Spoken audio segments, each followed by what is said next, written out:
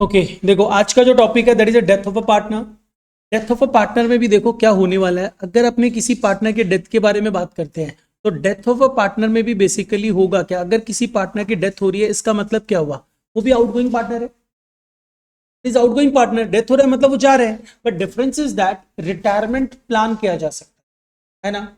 Retirement can be plan. हम लोग partner अगर सपोज को लो बीच में रिटायर कर रहा है, सपोज को लो accounting year is a calendar year, partner बोलता है 1 अक्टूबर को, एक पार्टनर बोलता है हम रिटायर करेंगे, हम नहीं रहेंगे फर्म में। हम लोग इसको बोल सकते हैं काम करो 3 महीने और रुक जाओ, उसके बाद अकाउंटिंग सेटलमेंट करके रिटायर कर जाना।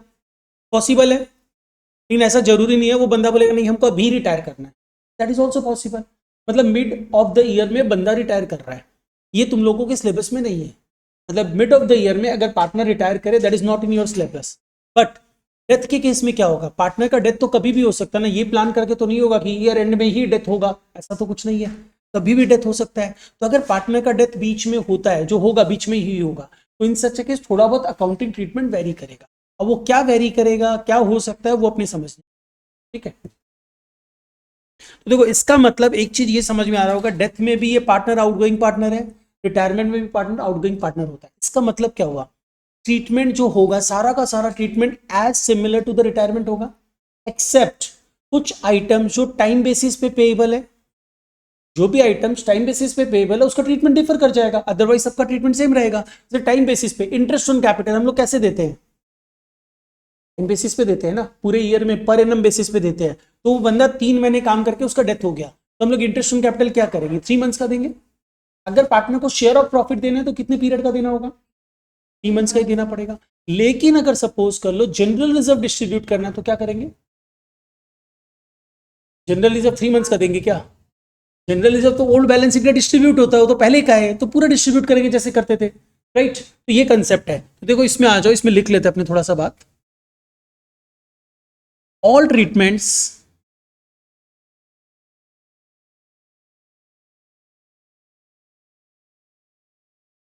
Are similar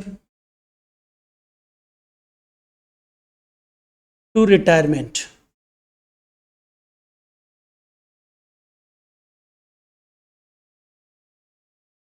except items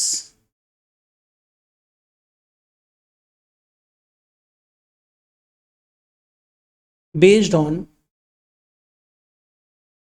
time। Except items based on time, कोई भी ऐसा आइटम जो टाइम के ऊपर बेस रहता है उसका ट्रीटमेंट वेरी करेगा, अदरवाइज कोई भी ट्रीटमेंट वेरी नहीं करेगा। तो लाइक अगर हम बोलते हैं all treatment will be similar to retirement, इसका मतलब क्या हुआ, all treatment will be similar. Similar वाले पार्ट को डिस्कस करते हैं। सिमिलर वाले पार्ट में क्या क्या आ सकता है, लाइक गुडविल का ट्रीटमेंट वेरी करेगा क्या, बोलो, treatment of goodwill,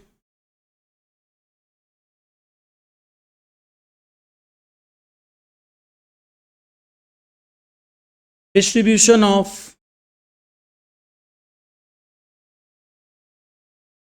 accumulated profits,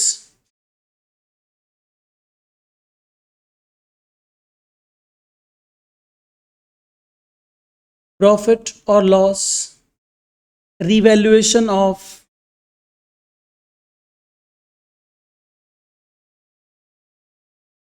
assets and liabilities। तो बेसिकली इन सब का ट्रीटमेंट सेम ही होगा जैसा हुआ करता था। बट अब क्वेश्चन ये आता है कि यहाँ पे हम लोग अगर बात करें कि except item based on time, तो आइटम बेस्ड ऑन टाइम का मतलब क्या हुआ, कौन कौन से आइटम्स ऐसे हो सकते हैं जो टाइम बेस्ड होते हैं। फॉर एग्जाम्पल हम लोग क्या बोल सकते हैं, interest on capital, interest on drawings, partners remuneration, share of profit etcetera. तो इसको भी हम लोग ले लें आइटम बेस्ड ऑन टाइम। इसमें हम कुछ नाम दे दे रहे हैं, like interest on capital, interest on drawings, partners salaries, share of profit etcetera, यही सब होगा ना। और टाइम बेस्ड आइटम्स में तुम लोग एक चीज पे ध्यान दो, इंटरेस्ट ऑन कैपिटल अगर हम तुमको बोले 3 मंथ्स का कैलकुलेट कर दो तो तुम कर सकता है ना। इंटरेस्ट ऑन ड्रॉइंग हम बोले 4 महीने का कैलकुलेट कर दो, किया जा सकता है। हम अगर तुमको बोले कि पार्टनर का सैलरी 1000 पर मंथ है, 5 मंथ्स का सैलरी निकाल दो, इजीली निकाला जा सकता है। लेकिन शेयर ऑफ प्रॉफिट में कैलकुलेशन होगा, क्योंकि तुमको अगर हम बोले 5 मंथ्स का प्रॉफिट निकालो तो तुम मेरे से डिटेल मांगेगा, बोलेगा 5 मंथ्स का सारा डिटेल्स दीजिए सर, ट्रेडिंग का, पीएल का, तब तो 5 मंथ्स का प्रॉफिट निकलेगा। तो ये जो शेयर ऑफ प्रॉफिट होता है उसका कुछ कैलकुलेशंस तुम लोगों को समझना है, ठीक है। तो कैसे कैलकुलेशंस करना है, क्या करना है वो समझते हैं, लेकिन उसके पहले हम लोग ये समझते हैं ये जो आइटम्स बेस्ड ऑन टाइम है, हम उसको क्या करेंगे, पार्टनर्स को देने वाले हैं ना। तो अगर पार्टनर्स को देने वाले हैं तो जर्नल एंट्री क्या पास कर, तुम लोग के स्कूल में तो डेथ ऑफ अ पार्टनर भी करवा चुका है, किसी के करवाए, कृतिका लोग के करवा चुका। देखो यहाँ पे क्या हो रहा है ना, हम लोगों को इंटरेस्ट ऑन कैपिटल देना है पार्टनर्स को, पार्टनर को सैलरी देना है, पार्टनर्स को शेयर ऑफ प्रॉफिट देना है, तो हम लोगों को एंट्री तो पास करनी पड़ेगी। तो एंट्री पास करने के लिए हम लोग क्या करेंगे, इंटरेस्ट ऑन कैपिटल अभी देने के लिए अलग से इंटरेस्ट ऑन कैपिटल की एंट्री नहीं करेंगे। हम लोग क्या करेंगे, अल्टीमेटली जिस पार्टनर का डेथ हो रहा है सिर्फ उसको रेम्यूनरेट किया जाएगा। तो उसको रेम्यूनरेट करने के लिए हम क्या करें, उसके कैपिटल को डेबिट करें कि क्रेडिट करें, क्रेडिट करेंगे। डेबिट किसको करेंगे, interest on capital, partner salary, कुछ नहीं डेबिट करेंगे, क्योंकि सब डेबिट होगा जब पीएल अप्रूव बनेगा at the end of the year में, यहाँ पे नहीं कर सकते हैं। तो यहाँ पे हम लोग क्या करें, हम लोग टू डिसीज्ड पार्टनर्स कैपिटल कर देंगे जिसका डेथ हुआ है। डेबिट क्या करें, पीएल सस्पेंस अकाउंट, प्रॉफिट और लॉस का एडजस्टमेंट है तो प्रॉफिट और लॉस सस्पेंस अकाउंट, ये अकाउंटिंग ट्रीटमेंट होता है। मतलब आपको interest on capital, partner salaries या फिर शेयर ऑफ प्रॉफिट देना है, तो आप जो जर्नल एंट्री पास करने वाले हो, journal entry will be PL suspense account debited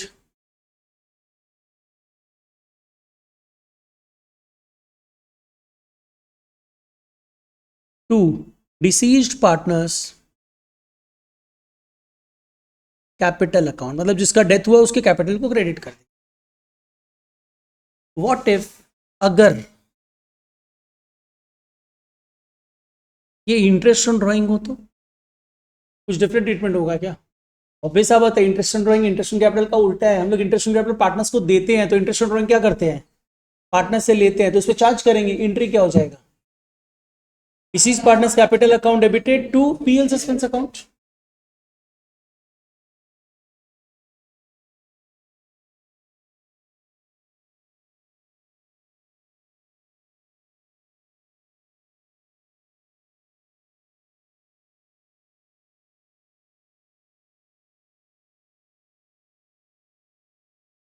ये एंट्री हम लोग किसके लिए कर रहे हैं, ईदर इंटरेस्ट ऑन ड्राइंग के लिए या फिर अगर शेयर ऑफ लॉस हो तो भी तो ये एंट्री होगा ना।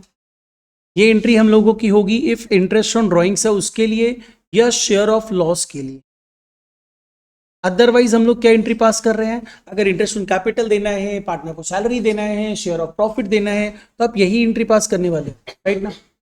अब देखो ध्यान दो, जनरली लॉस वाला केस होगा नहीं, फिर भी अपने समझते हैं। अगर सपोज कर लो प्रॉफिट का केस है, तुम तो बैलेंस शीट कब बनाओगे, अगर बैलेंस शीट बनाने जनरली डेथ के केस में बोलता नहीं है, ठीक है।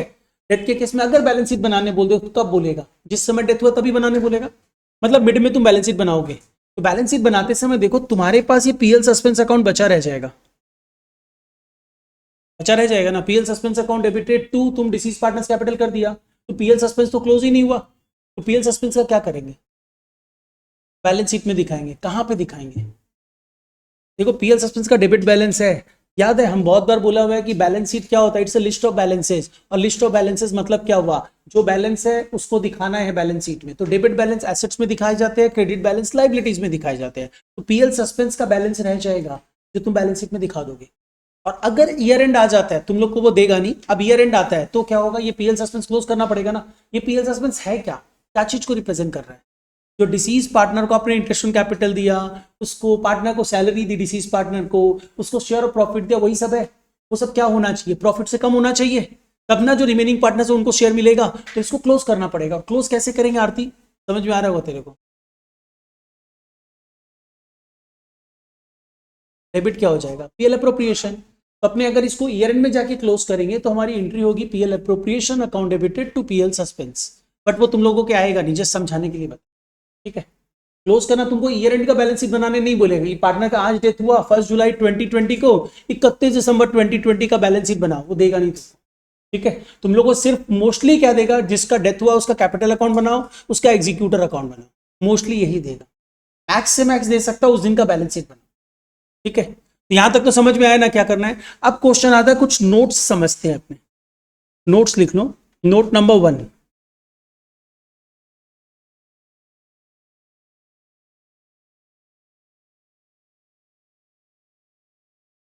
देखो नोट्स नंबर 1 में हम लोग समझने जा रहे हैं calculation for share of profit. ये जो शेयर ऑफ प्रॉफिट है ना उसको कैलकुलेट करना पड़ेगा। कैसे कैलकुलेट करना ये समझने से, बहुत इजी टॉपिक है, कंसेप्चुअली तो आज ही खत्म हो जाएगा तुम्हें। बेसिकली क्या हुआ, calculation for share of profit, calculation for share of profit, share of profit का कैलकुलेशन करना है हम लोगों को। दो तरीके से कैलकुलेट हो सकता है, one is time basis, case 1 time basis.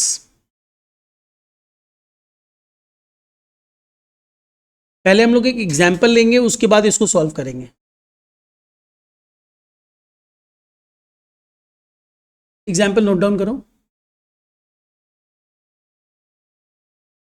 A is to B is to C, 3 is to 2 is to 1. B dies on 1st May, नहीं कोई जरूरी नहीं है 15th को भी हो सकता है, 31st को भी हो सकता है, 15 दिन तो 2.5 मंथ्स, 3.5 मंथ्स, तो उसको तुम वैसे ही लेगा, वैसे देगा नहीं वैसा। और अगर देगा बहुत ही, जैसे सपोज कर लो वो 6th को डेथ हो गया उसका, तो 6 दिन का कैलकुलेशन, फिर डेज में कैलकुलेशन करना पड़ेगा, करो, बट देगा नहीं वैसा। B dies on 1st May 2020.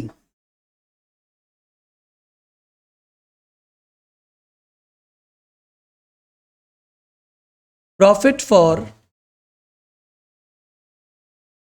past years as follows. Past year का कुछ प्रॉफिट हम तुम लोगों को दे रहे हैं, लाइक ईयर्स एंड प्रॉफिट।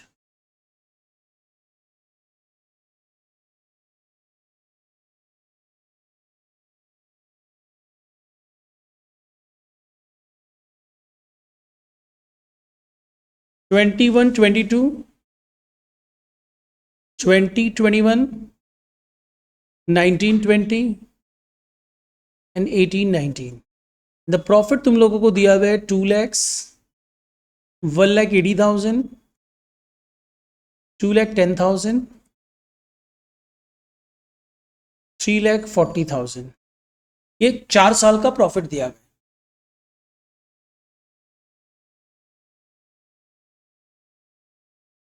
ये जो तुम्हारा ईयर होगा, 1st May को डेथ हुआ है, हम तुम लोग को जिस तरह डेटा दिया है तो ये किस ईयर में फॉल करेगा, 22, 23 का। क्या वो क्यों देगा, उस दिन तो वो डेथ हो गया, 1st May को डेथ हो चुका उसका। अगर हम तेरे को उसका डेट, उसके लिए तो अगर तुमको उतना डेटा दे ही दे, तब तो तुमको शेयर ऑफ प्रॉफिट का कैलकुलेशन मेरे को समझाना ही नहीं है, तब तो तुमको प्रॉफिट पता रहेगा।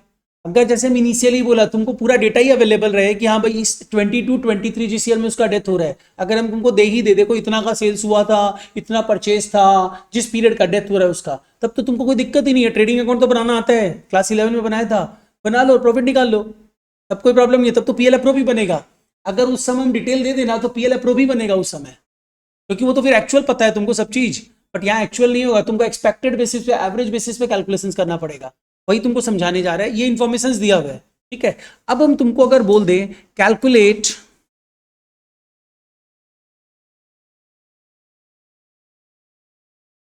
कैलकुलेट बीज शेयर ऑफ प्रॉफिट, बी का शेयर ऑफ प्रॉफिट निकालना है क्योंकि बी का डेथ हुआ है, तो वो तुम कैसे कैलकुलेट करोगे, सोचो एक बार, उसके बाद हम बताएगा।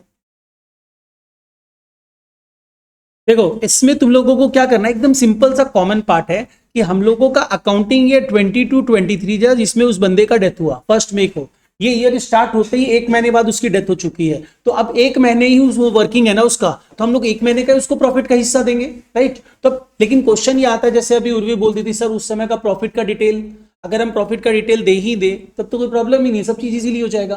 तुमको अज्यूम करके निकालना है, एस्टिमेटेड बेसिस पे निकालना है, क्योंकि तुम्हारे पास डिटेल नहीं है, और तुम 1 महीना 2 महीने के लिए बैठ के पूरा फाइनल अकाउंट नहीं बनाने वाला है, प्रैक्टिकल लाइफ में भी नहीं होता है ऐसा। इन सच केस हम लोग क्या करेंगे, हम लोग देखेंगे अच्छा पिछले 4 साल का प्रॉफिट दिया हुआ है, उसको एवरेज प्रॉफिट में कन्वर्ट कर लेते हैं, और एवरेज प्रॉफिट यही होता है कि ऑन एन एवरेज हम इतना प्रॉफिट हर साल कमा रहे हैं। तो हम लोग क्या करेंगे, इसको एवरेज प्रॉफिट निकाल लेंगे। तो मेरे को बताओ एवरेज प्रॉफिट तुम लोगों का आया कितना है? एवरेज प्रॉफिट ना, मतलब 2 lakhs plus 1,80,000 plus 2,10,000 plus 3,40,000 divided by 4, ये एवरेज प्रॉफिट है। अब देखो ये एवरेज प्रॉफिट जैसे आया पूरे एक साल का प्रॉफिट आ चुका है। तुमको कितने पीरियड का चाहिए? 1 मंथ। तो हम लोग इसमें इंटू 1 डिवाइडेड बाई 12 कर दिए, ठीक है। अब लेकिन क्वेश्चन ये आता है कि सर ये एक महीने का प्रॉफिट जो निकला ना, तीनों पार्टनर का निकल गया, मेरे को तो जिसका डेथ हुआ उसी का हिस्सा चाहिए ना, तो उसके हिस्से से मल्टीप्लाई कर देता। उसका हिस्सा है कितना? 2/6। तो हम लोग यहां पे क्या करेंगे, इंटू 2/6 भी कर देंगे। और जैसे ही हम लोग ये करेंगे एक अमाउंट मिलेगा, कितना है? 6458.3। हाँ हाँ लिख रहे, 6458 पॉइंट, इसको अप्रोक्स कर सकते हैं 6458 कर सकते हैं, ठीक है। 0.3 है ना, 30 पैसा को हटा दो, और तुम्हारा मन करे तो इसको 30 पैसा बढ़ा दो, मतलब इसको 59 कर दो। हम लोग बोलेगा सर ऐसा नहीं होता, मैथ्स में ऐसा नहीं होता, अकाउंट्स में ठीक है। तो ये अमाउंट आया ना, और इसके लिए एंट्री क्या पास करेंगे? चेरिंग देखना नहीं, समझाने का फायदा क्या होता है अगर चीटिंग करना है तो। 20 शेयर ऑफ प्रॉफिट, ये तो कोई अकाउंट ही नहीं हुआ। तुम इसको थोड़ा सा मॉडिफाई कर, वैसे करेक्ट है लेकिन इसको मॉडिफाई कर। पीएल एप्रो नहीं, PL suspense, and 20 share of profit नहीं, 20 कैपिटल। यहाँ पे अपनी एंट्री अगर पास करने जाए तो हम लोग एंट्री पास करेंगे PL suspense account debited, PL suspense account debited to 20 capital, बस इस अमाउंट से ये एंट्री पास कर देंगे। तो ये एक तरीका था, दैट इज किसके बेस पे है ये चीज निकालना? टाइम बेसिस पे। टाइम बेसिस पे अगर तुम लोग अप्लाई करेगा तो देखो इसको फॉर्मूला में कन्वर्ट करते हैं। हम अभी फॉर्मूला नहीं लिखवाया, पहले तुम लोग को बोला एग्जांपल के बेस पे अपने आप करो, जिससे तुम लोग हमेशा कर सके। फॉर्मूला क्या हुआ, तुम लोग क्या किया देखो, एवरेज प्रॉफिट निकाला, उसको किस में कन्वर्ट किया? 1 मंथ में, फिर उसमें डिसीज पार्टनर का शेयर अप्लाई कर दिया। इसका मतलब अगर हम लोग फॉर्मूला अप्लाई करना चाहें कि कैसे निकलेगा disease partner share of profit, disease partners share of profit, तो हम लोग क्या अप्लाई कर रहे हैं, हम लोग यहां पे लिख देंगे simply average profit for proportionate period, average profit for proportionate period. Proportionate period लिखने का मतलब हो गया 1 मंथ के लिए कन्वर्ट कर दिया है तुमने एवरेज प्रॉफिट को, है ना। एवरेज प्रॉफिट इंटू 1/12 मतलब average profit for proportionate period into deceased partners share, हो गया, निकल के आ गया profit.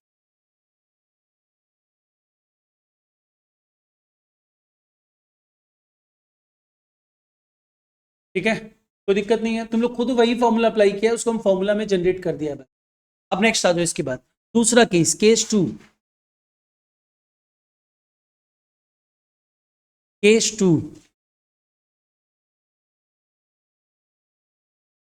Sales basis. Case 2 is sales basis. देखो तुमको अभी यहां पे जो इंफॉर्मेशंस दी हुई थी वो इंफॉर्मेशंस किस तरीके की थी? प्रॉफिट के ऊपर बेस्ड थी। तो तुम क्या किया, प्रॉफिट को कंसीडर किया, उसको प्रोपोर्शनेट पीरियड में कन्वर्ट कर दिया, और अल्टीमेटली उसका डिसीज पार्टनर का हिस्सा निकाल दिया, यही तो किए। लेकिन अगर हम तुमको इंफॉर्मेशन डिफरेंटली दे, लाइक देखो हम दे रहे एग्जाम्पल, एग्जाम्पल लिखो। सपोज कॉलम दे रहा है यहाँ पे A:B:C, 5:4:3, A dies on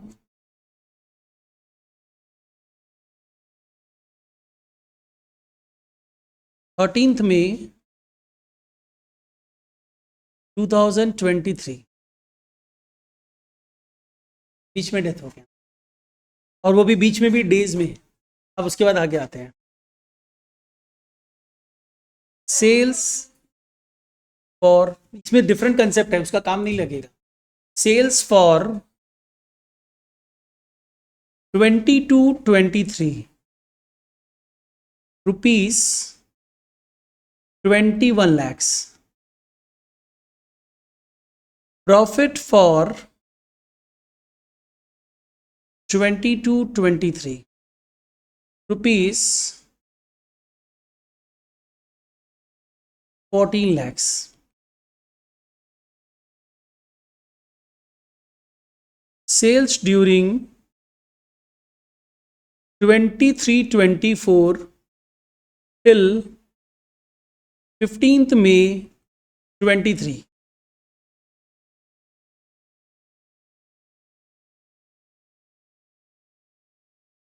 sorry, हम 15 लिख दिया ना, वो गलत लिख दिया, 13th ही होगा। 13th May 23 रुपीज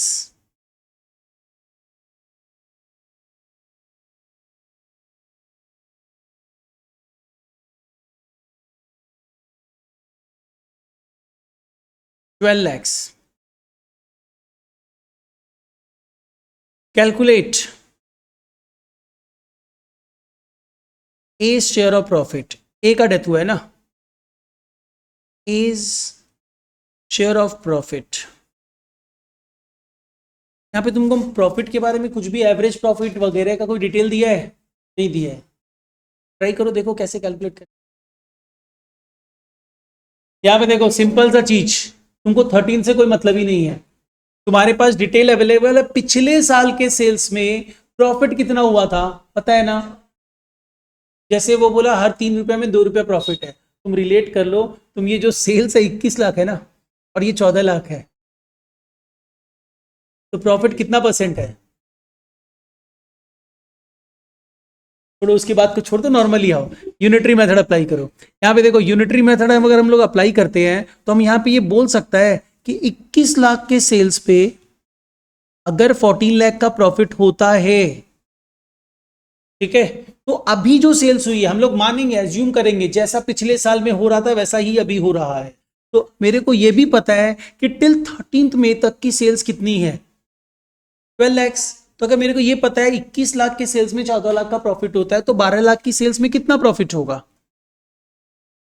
ये क्या अप्लाई हो जाएगा? 14 lakhs divided by 21 lakhs into 12 lakhs.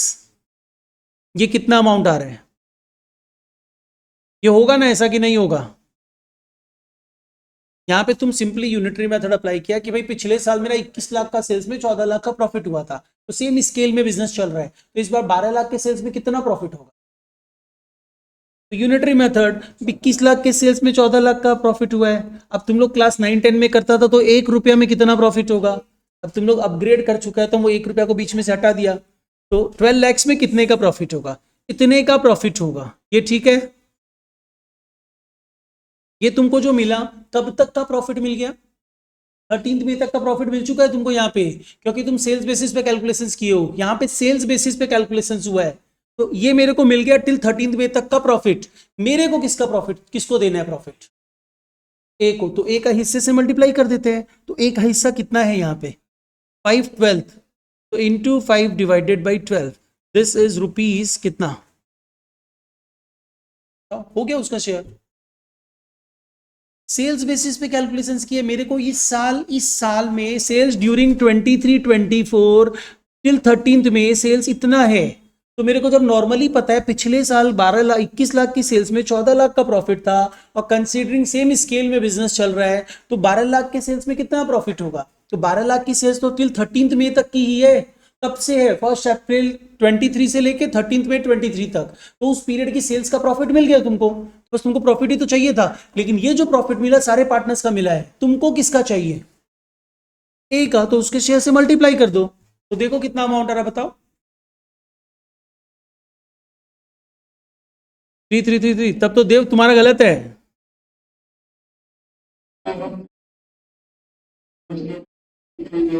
Okay ठीक है. तो 33,333 राइट.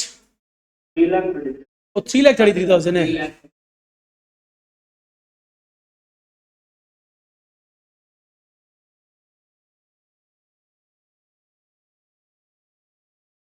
$3,33,333.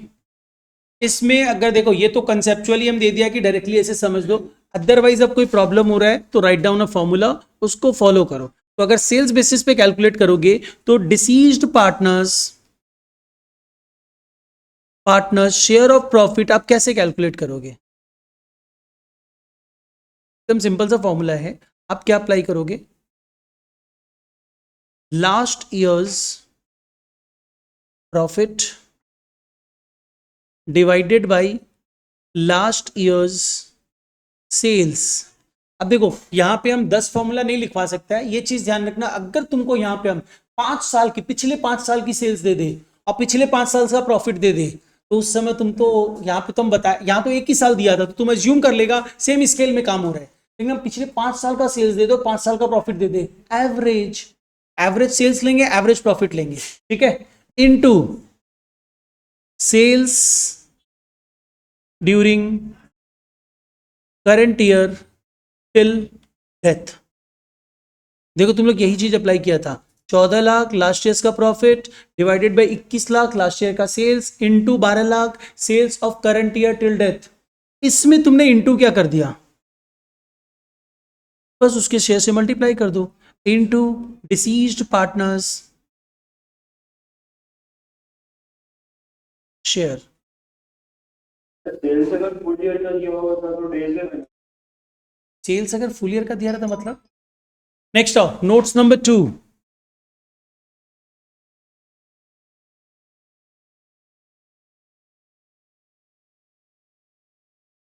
बस कंप्लीट हो चुका है वैसे, एडजस्टमेंट यही समझना था। अब यहां पे अपने आ जा रहे हैं मोड ऑफ सेटलमेंट।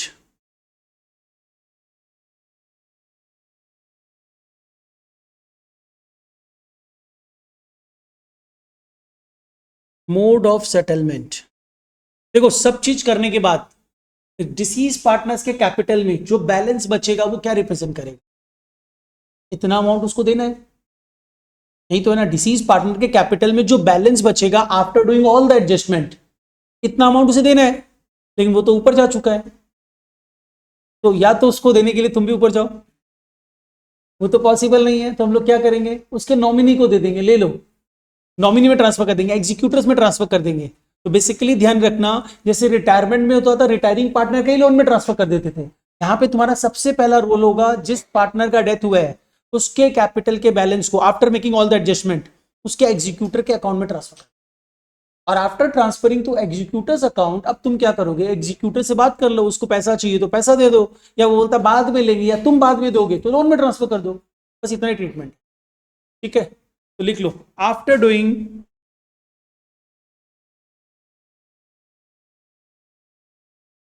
अगर क्रिस को उसको ऊपर जाने दे के आने का मन होगा तो चला जाना।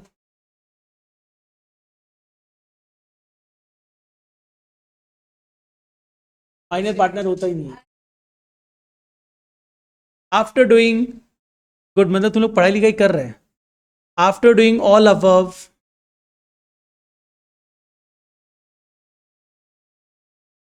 Balance in deceased partners capital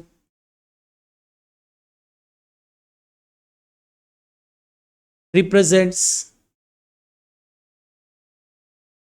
amount payable to him।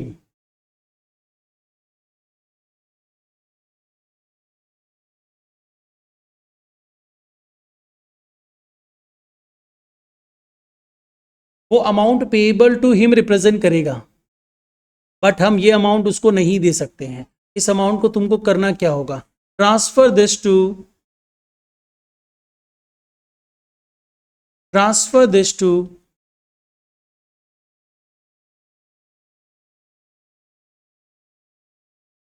His executors account,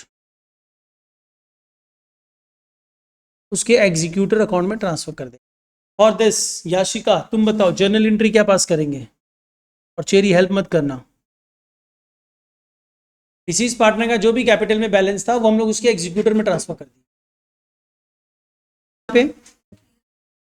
यहाँ पीएल सस्पेंस क्यों आएगा, सब काम हो चुका, सब खत्म हो चुका, उसके कैपिटल के बैलेंस की बात कर रहे हैं, क्यों सस्पेंस में जा रहे हैं? ये सारा रुपया उसका एग्जीक्यूटर आ जाएगा, उसका भाई, उसका चाचा या उसका बेटा आ जाएगा, मेरा पैसा है मेरे को दो। अरे उसकी कैपिटल से, उसका कैपिटल में जो भी पैसा है वो सब ये देख, कैपिटल अकाउंट क्या रिप्रेजेंट करता है जब इसका डेथ हो गया है, तो ये रिप्रेजेंट करता है उसका एग्जीक्यूटर आएगा बोलेगा कि सपोज के लो उसका भाई है और कोई नहीं है, तो उसका भाई आएगा बोलेगा मेरे भाई का जो भी पैसा है मेरे को दो, तो क्या होगा, कैपिटल का बैलेंस इतना है, उसका शेयर ऑफ प्रॉफिट इतना है, उसका इंटरेस्ट ऑन कैपिटल इतना है, वो कुछ ड्राइंग कर लिया था माइनस कर देना, सब पीएल सस्पेंस में थोड़ी है, सिर्फ share of profit PL suspense में गया, interest on capital PL suspense में गया, और वो तो पीएल सस्पेंस के थ्रू उसके अकाउंट में क्रेडिट हो गया ना, तो तब को पता है कि उसके कैपिटल में इतना अमाउंट रिप्रेजेंट कर रहा है कि उसको देना है, तो हम लोग बता देंगे देखो भाई उसका इतना अमाउंट है जो हम तुम्हारे अकाउंट में ट्रांसफर कर देते हैं, तो ट्रांसफर करने के लिए पहले एंट्री पास करो, और एंट्री क्या पास करेंगे, deceased partners capital account debited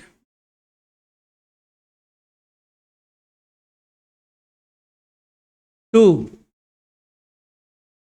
executors account. अब ये एग्जीक्यूटर में ट्रांसफर करने के बाद मतलब अब देखो क्या हुआ, ये एग्जीक्यूटर तुम्हारे लिए पेएबल बन चुका है, देखो उसका तुम्हारे बुक्स में क्या अकाउंट हो चुका है, डेबिट की क्रेडिट क्या बैलेंस आ चुका है, क्रेडिट बैलेंस आ चुका है, मतलब अब तुम्हारे लिए ये अमाउंट पेएबल है, अमाउंट पेएबल है। और एक चीज ध्यान रखना, कई बार क्या होता है ना, स्कूल्स में बोलता है कि डिसीज पार्टनर्स के कैपिटल से सीधा उसके एग्जीक्यूटर के लोन में ट्रांसफर करो, मतलब तुमको एंट्री करवाएगा deceased partners capital account debited to executors loan, ये नहीं होता है, पर्सन जिस पर्सन के लोन में ट्रांसफर कर रहे हो उसी पर्सन के अकाउंट से उसके लोन में ट्रांसफर होता है, ठीक है, अकाउंटिंग तरीका ये है, तो गलत मत करना। तो यहां पे क्या होगा, हम लोग अब एग्जीक्यूटर में ट्रांसफर कर दिए, अब उसके लोन में ट्रांसफर कर देंगे, अगर लोन में ट्रांसफर करना है तो, और पे करना है तो पे कर देंगे। तो यहां पे अब क्या करना है, हम लोग मान लेते हैं कोई दो ऑप्शन होगा, एक पे कर दे रहे हो आप इसको, पे इट पूरा का पूरा पे कर रहे हैं, और दूसरा क्या हो रहा है, जैसे अपने रिटायरमेंट में समझे थे एग्जैक्टली वही कंसेप्ट आ चुका है यहाँ पे, और दूसरा कंसेप्ट ये है ट्रांसफर टू लोन,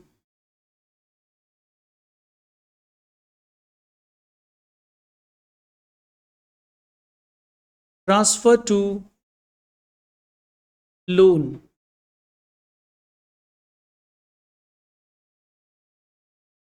तो अब देखो एंट्री तुम लोगों से हम पूछने वाले हैं, राधिका अगर हम लोग पे करेंगे तो क्या एंट्री पास करेंगे, किसको पे कर रहे हैं सोच लेना, किसको पे कर रहे हैं, एग्जीक्यूटर को, तो अब बता क्या एंट्री करेंगे,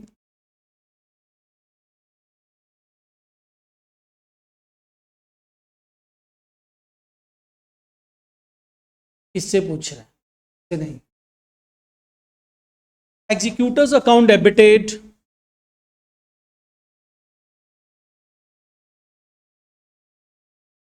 executors account debited to cash या बैंक, और अगर हम लोग लोन में ट्रांसफर कर देते हैं तो याशिका क्या एंट्री पास करेंगे, इफ ट्रांसफर टू लोन है तो executors account debit to loan, right बोला है तुम, हम तो लिख दिया तुम जो बोला है वो, तुम उल्टा एंट्री नहीं बोल दिया ना,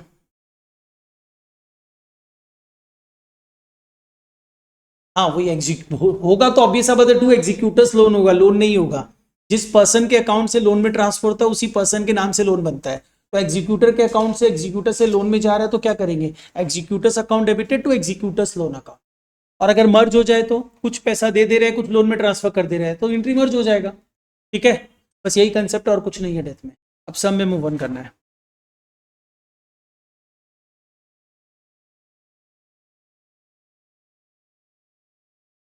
पेज नंबर 136,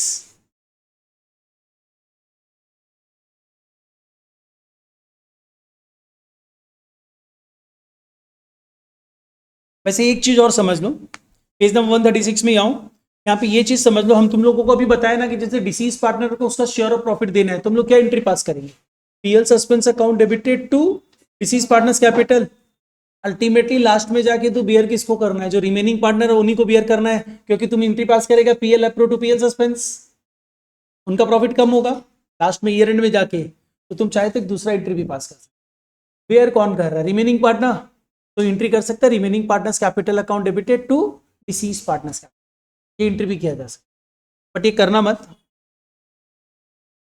किया जा सकता है।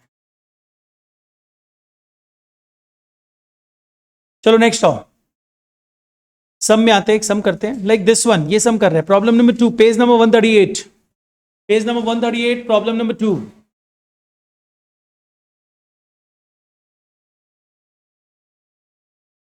रीड कर लो, हम लोग करेंगे साथ साथ। पेज नंबर 136 ना, 138, पेज नंबर 138, प्रॉब्लम नंबर 2।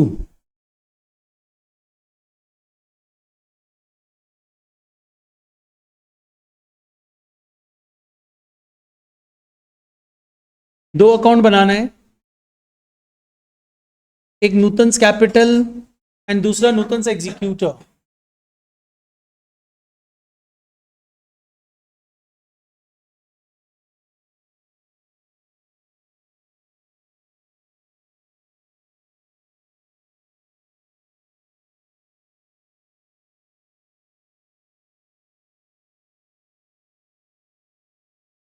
और एंस एग्जीक्यूटर अकाउंट।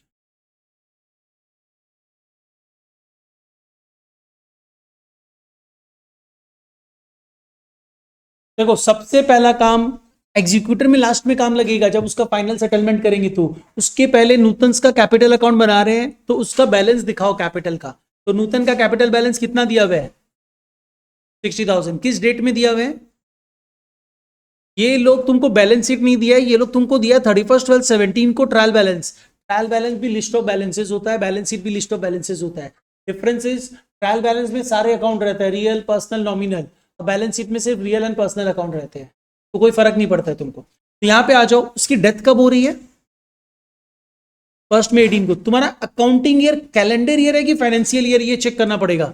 देखो इंफॉर्मेशन स्टार्टिंग में ही बोल रहा था, अकाउंट ऑलवेज 31 दिसंबर को क्लोज होता है, इसका मतलब कैलेंडर ईयर है, ठीक है। तो हम यहाँ पे जब बैलेंस दिखाएंगे तो यहाँ पे बैलेंस किस डेट में दिखाना है? डेट दिखाना होगा ना, क्योंकि डिफरेंट डेट्स पे कैलकुलेशन है, तो डेट दिखाना होगा। और क्या डेट देंगे? 1/1/18। By balance brought down, the amount is 60,000। देखो खाली बैलेंस 1/1/18 को है, बाद बाकी सारी चीजें कब होने वाली है? 1 मई 18 को, जिस दिन उसका डेथ हो रहा है। क्या आगे तो उसको कुछ भी नहीं मिलेगा, उसका तो डेथ हो गया 1 मई को, तो वर्किंग तो टिल 1 मई ही है, तो उसको 1 मई तक की इंफॉर्मेशन देंगे। मतलब 1 जैन को बैलेंस दिखाए, टिल 1 में सारा कैलकुलेशन हो जाए। अब देखो क्या क्या करना है। इन स्टार्टिंग में हमारा पार्टनरशिप डीड क्या बोल रहा था? पार्टनरशिप डीड बोल रहा था देखो बुक्स तो 31 दिसंबर को क्लोज होती है, ठीक है। दूसरा पार्ट क्या बोल रहा है कि इनका प्रॉफिट शेयरिंग रेशियो क्या है? हाफ, 1/3। हम लोग रिजर्व में ट्रांसफर करते हैं 1/6। रिजर्व में ट्रांसफर करते कब है?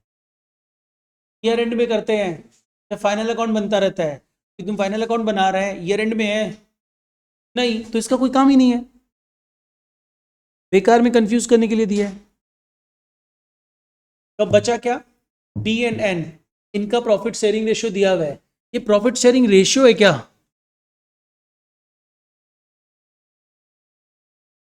रेशियो नहीं है, प्रपोर्शंस है।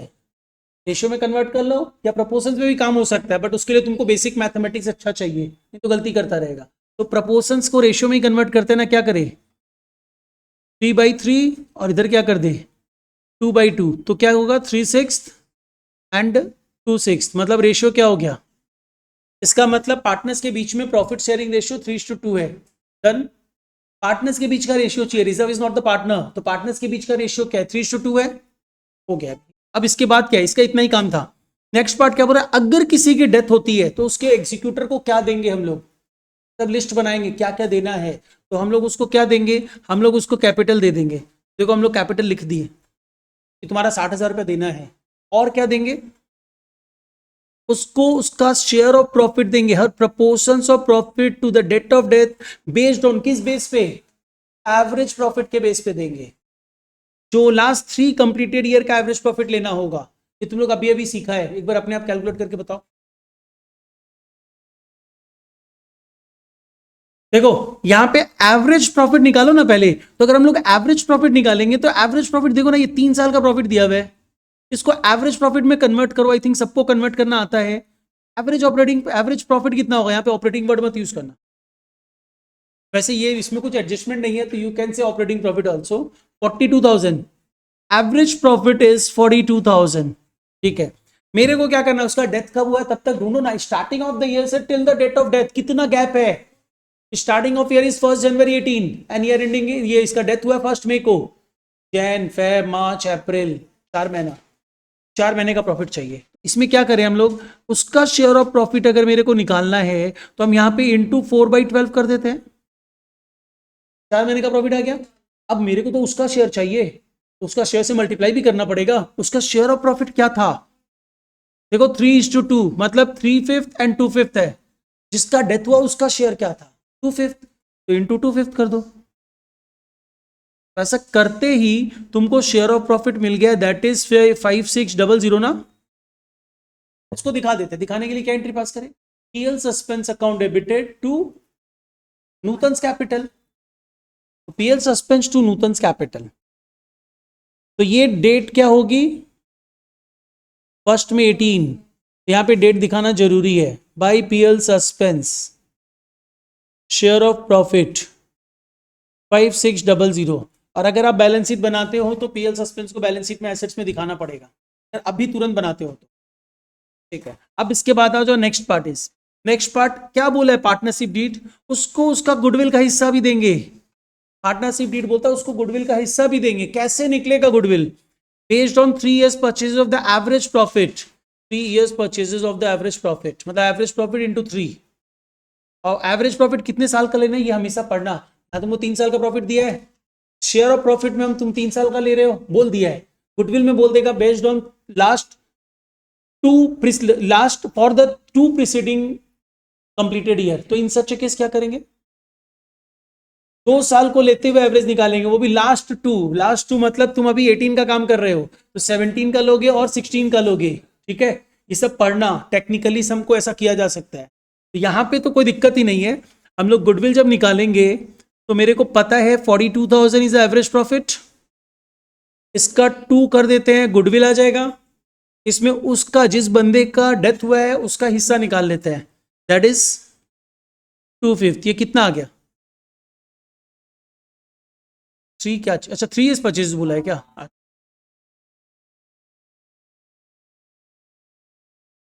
50400 इज द गुडविल, उसका शेयर ऑफ गुडविल। तभी शेयर ऑफ गुडविल को दिखाने के लिए माधव क्या एंट्री पास करें हम लोग, शेयर ऑफ गुडविल के लिए क्या पास करें, किसको देना है,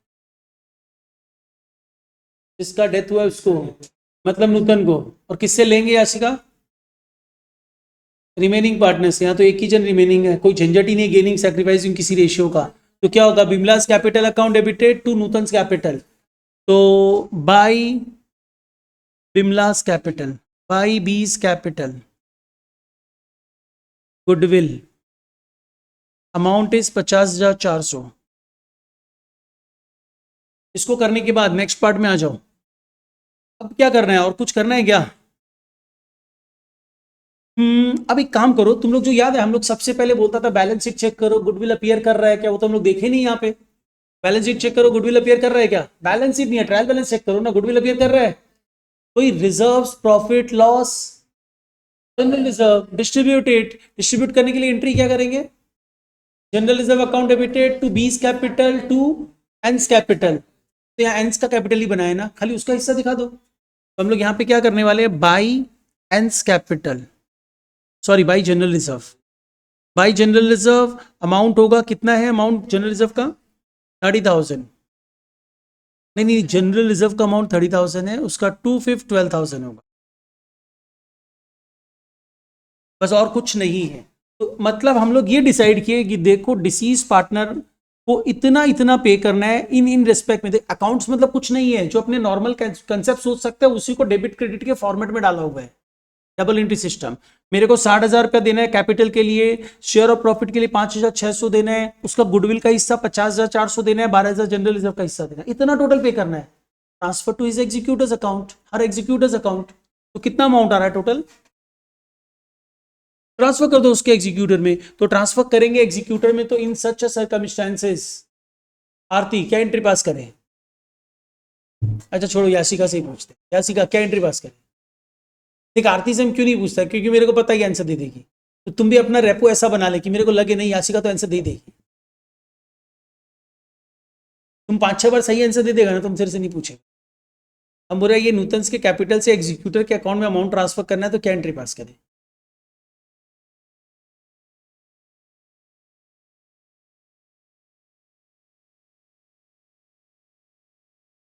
तो डर डर के क्यों बोला, थोड़ा जोर से बोल, अच्छे से बोल। यस एकदम सही है। तो Nutan capital account debited to Nutan executor on which date? 1 May 18।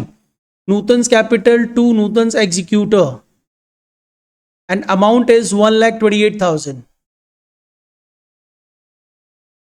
Account close हो चुका है, कैपिटल कैपिटल से उसके एग्जीक्यूटर में ट्रांसफर कर दो।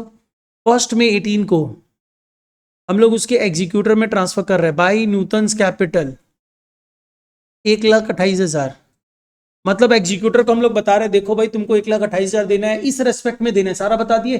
अब उसके साथ एग्रीमेंट क्या हुआ, अभी नहीं देंगे, लोन में ट्रांसफर करेंगे, ट्रांसफर टू लोन। तो यहां पे एग्जीक्यूटर्स अकाउंट डेबिटेड 1 May 18 को, executors account debited to executors loan and amount is 1,28,000। और अगर बैलेंस शीट बनाते तो एग्जीक्यूटर्स लोन बैलेंस शीट में लायबिलिटी में आ जाता। इधर आओ, यहां पे अगर हम लोग गुडविल कैलकुलेट करेंगे, यहां पे बोल क्या रहा है, रीता नीना एंड मीता 3 पार्टनर्स है जिनका प्रॉफिट शेयरिंग रेशियो 3:2:1 है। मीता का डेथ हो रहा है 1 April 17 को। क्वेश्चन इज कैलेंडर ईयर है कि फाइनेंशियल ईयर है? डेटा देखो 14, 15, 15, 16, 16, 17, इसका मतलब क्या है, फाइनेंशियल ईयर है। 1 April से स्टार्ट हो रहा है, 31 March को एंड हो रहा है। अब उसके बाद क्या हो रहा है, 1 April मतलब बिगिनिंग डेट में डेथ हो चुका है, ठीक है। अब बोल रहा है कि उसके लिए तुम गुडविल का वैल्यू करो जो 2 years purchase of the weighted average profit of the last 3 years होगा। तो सबसे पहले ऑपरेटिंग प्रॉफिट निकालना पड़ेगा। मेरे को 30,000 का प्रॉफिट जो दिया हुआ है उसमें एबनॉर्मल गेन इंक्लूडेड है 10,000 का, तो यहां प्रॉफिट हो जाएगा 20,000। और दो जगह सही है। वेटेड एवरेज प्रॉफिट कैसे निकलता था, ऑपरेटिंग प्रॉफिट इंटू वेट्स।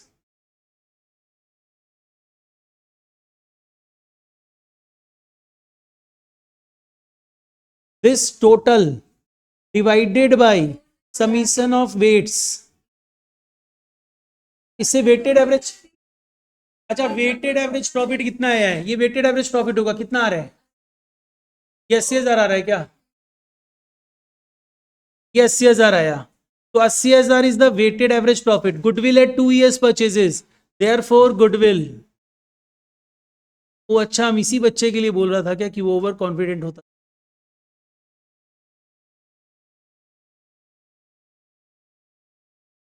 पहले क्लास में बोल रहा था ना, बच्चे लोग ओवर कॉन्फिडेंट होते जा रहे हैं, घर में पढ़ाई लिखाई नहीं करते हैं।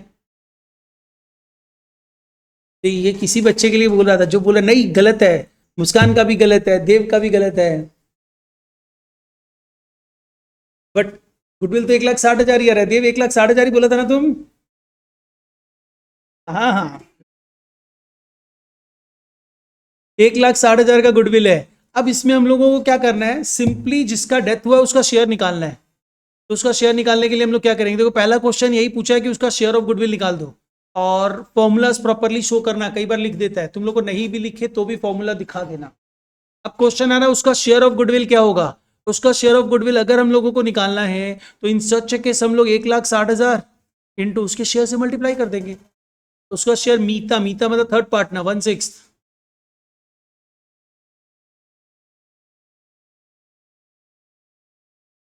बट मुस्कान तुम्हारा गलत था।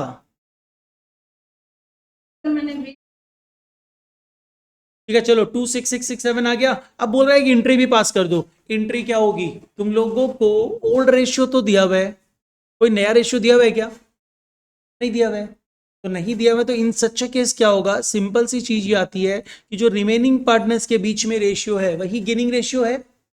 इंट्री क्या हो जाएगी, gaining partners capital to sacrificing partners capital. Gaining partner कौन है, रीता है Nina. Rita's capital debit, Nina's capital debit to Mita's capital.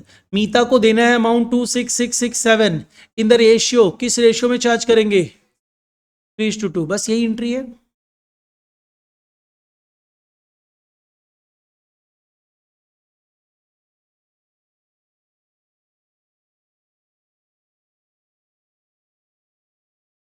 वैसे देखो एक चीज और बता देता है, जनरली सीबीएसई बोर्ड के लिए, एससी बोर्ड में क्या होता है ना, बच्चा लोग थोड़ा स्टीरियोटाइप भी करके चला जाता है ना, तो चल जाता है, ठीक है। लेकिन सीबीएसई बोर्ड में कुछ ना कुछ छोटा सा टेक्निकलिटी डाल ही देता है कि तुमको कंसेप्चुअली आता है तो तुम कर पाओगे, नहीं तो मतलब 100 नहीं आने वाला किसी पे, तो कंसेप्ट अच्छा होना चाहिए।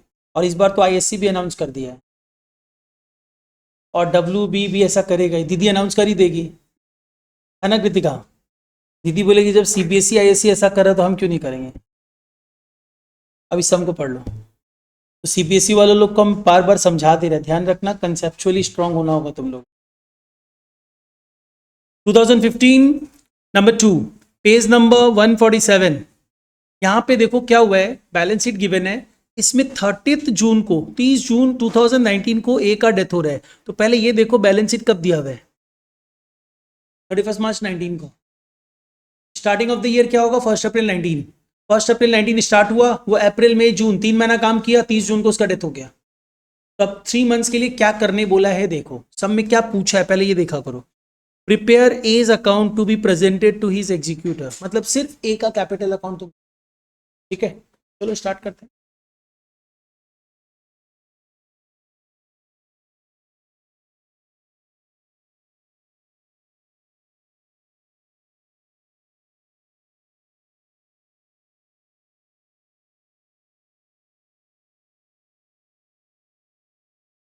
As capital account, conceptually death complete हो चुका है, ध्यान रखना।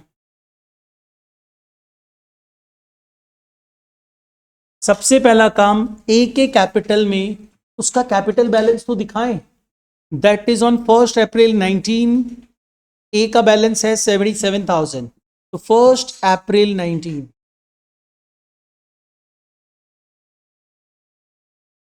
77,000 बैलेंस दिखा दिया हम लोग। और आफ्टर शोइंग बैलेंस हम लोगों को नेक्स्ट काम क्या करना है, बैलेंस शीट चेक करना है। बैलेंस शीट चेक करो और देखो गुडविल है क्या, पीएल है, मतलब एक्यूमुलेटेड लॉस दिख रहा है तुमको। तो इस एक्यूमुलेटेड लॉस से रिलेटेड कोई एडजस्टमेंट दिया है क्या नीचे, भी देख लो कहां दिया है, बता। ये पिछले किसी सालों का जमा किया हुआ लॉस है, करंट ईयर का नहीं है, ठीक है।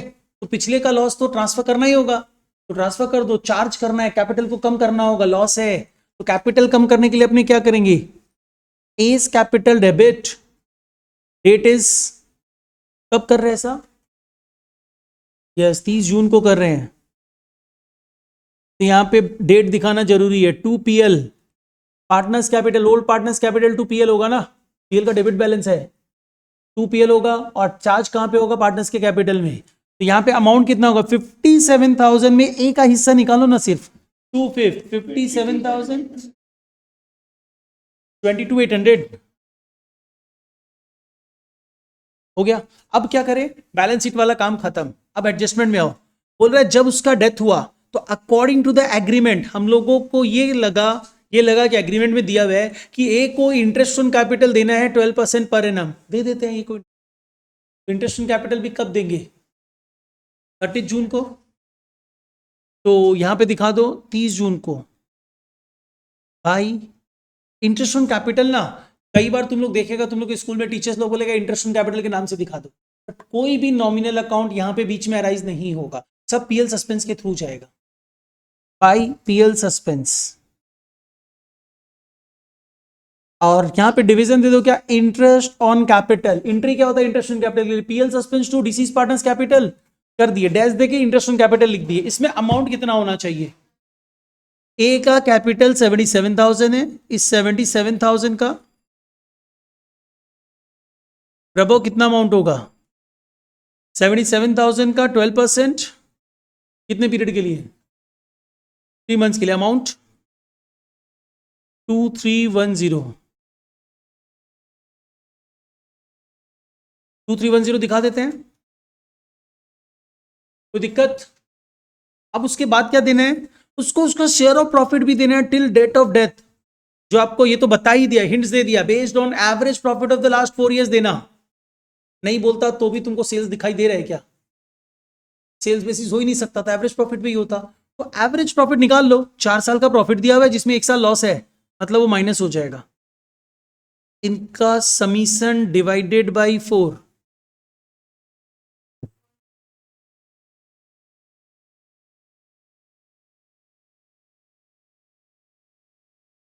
एवरेज प्रॉफिट 4575,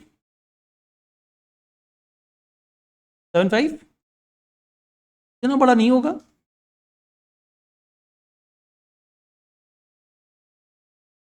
इसीलिए फोन से क्यों कैलकुलेट करता है 10,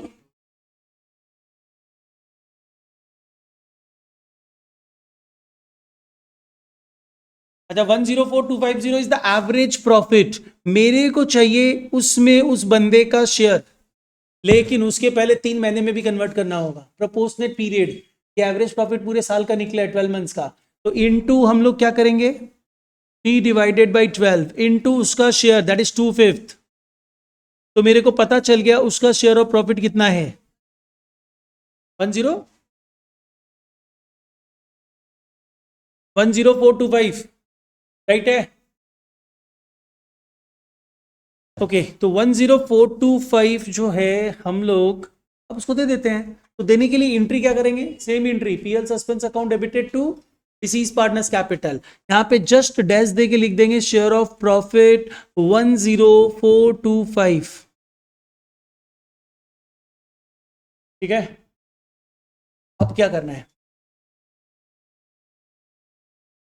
रुको ये हम लोग क्वेश्चन पूछेंगे एक बच्चे, पूर्वी तुम्हें आंसर देने वाला है, ये जो हम हाईलाइट कर रहे हैं उसको। देखो 1 अप्रैल को वो बंदा ड्राइंग किया था, एज इसका डेथ हो रहा है, तो ड्राइंग किया था, इसका मतलब उस समय एंट्री पास हुआ होगा ड्राइंग्स टू कैश या बैंक। जब ड्राइंग्स एक्चुअल में होता है तो ड्राइंग्स टू कैश या बैंक होता है। उसको क्लोज करते हैं तो एंट्री होती है पार्टनर्स कैपिटल टू ड्राइंग्स। तो यहाँ पे क्लोज जनरली ईयर एंड में करते हैं, लेकिन इसका तो डेथ हो गया ना, करना पड़ेगा बीच में, तो हम लोग क्या कर देंगे, as capital account debited to drawings. तो as capital to drawings, as capital to drawings and the amount given is 15,000। हो गया कंप्लीट सब। अब क्या बचा है, उस इंटरेस्ट ऑन ड्राइंग। एक चीज बता, जब पार्टनरशिप डीड बोलेगा तब तो देगी ना, बोला है पार्टनरशिप डीड, तो अब क्या करें यहाँ पे, टू एज एग्जीक्यूटर्स 51935, इतना छोटा, राइट है ना, 51935, this is the executors balance. अब बस यही पूछा है एग्जीक्यूटर अकाउंट में कितना ट्रांसफर हो रहा है बता दो।